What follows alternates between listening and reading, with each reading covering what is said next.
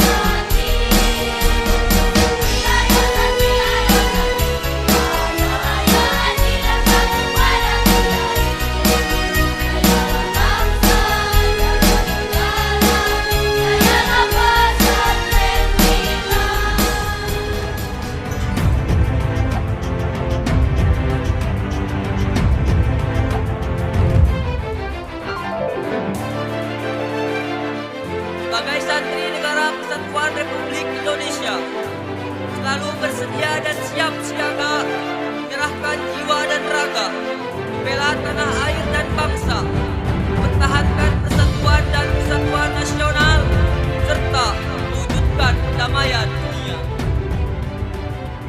Sebagai santri Negara Kesatuan Republik Indonesia, ikut berperan aktif dalam pembangunan nasional, mewujudkan kesejahteraan dan berkeadilan lahir dan batin untuk seluruh rakyat Indonesia.